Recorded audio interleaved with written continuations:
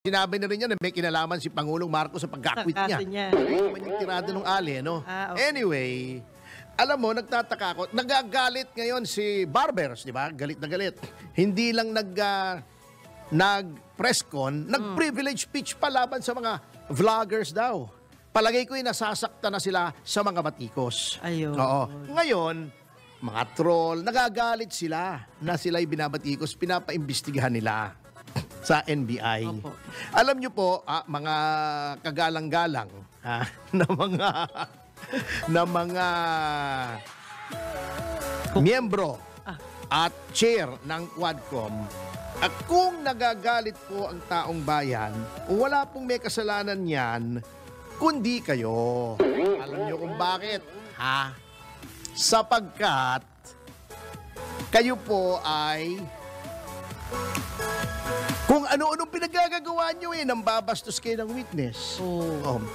Nambubuli kayo, sinisigawan nyo ang mga tao roon, pinapahiya ninyo, plus inaabuso nyo yung contempt powers nyo. Ang ginawa nyo kay Atty. Lopez, kay Atty. Roque.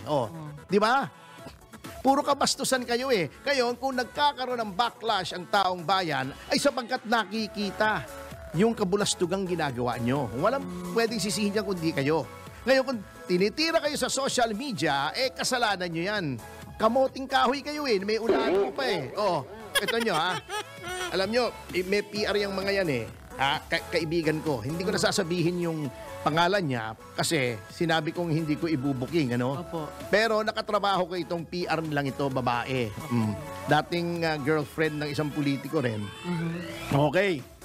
Tumawag sa akin. Sabi niya, attorney, sino bang gumagawa nitong PR ninyo? Sa'yo daw?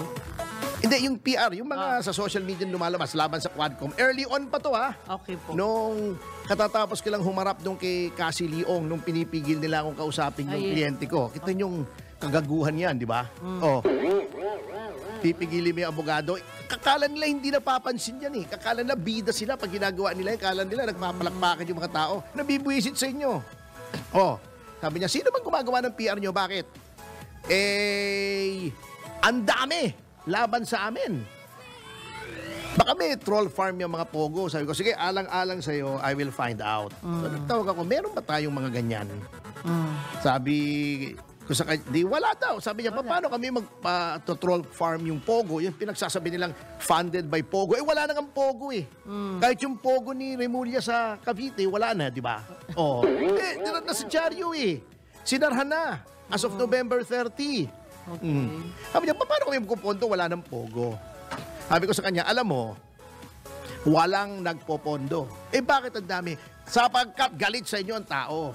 Kahit anong PR mo dyan, sabi ko sa kanya, kahit anong galing mo, magaling kang PR, mangangamote kayo sa hearts and minds of the people kasi mali yung ginagawa ninyo. Alam niyo yung promo, parang produkto yan, yung Quadcom parang produkto. Dapat maganda na antimano ang inyong produkto. Katanggap-tanggap na sa taong bayan. Kahit anong promote mo, kung yan ay hindi katanggap-tanggap sa bayan, hindi yan bibilhin. Kumbaga, they will not buy it. Hindi nila paniniwalaan. Example, ang produkto ko, ice cream, chocolate, masarap. Konting promotion lang yan, pwede na yan. Yes. Yung mga taong bayan na magsasabi, uy, masarap ito, chocolate ice cream. Hindi pwede. At yung tao, sino ba namang ayaw ng chocolate? Meron bang tao hindi mahilig sa chocolate? Wala akong kilala actually. Yeah. Lalo na ice cream. Di ba may kanta pa nga sa Sesame Street, yung everyone likes ice cream. Yes, indeed we do.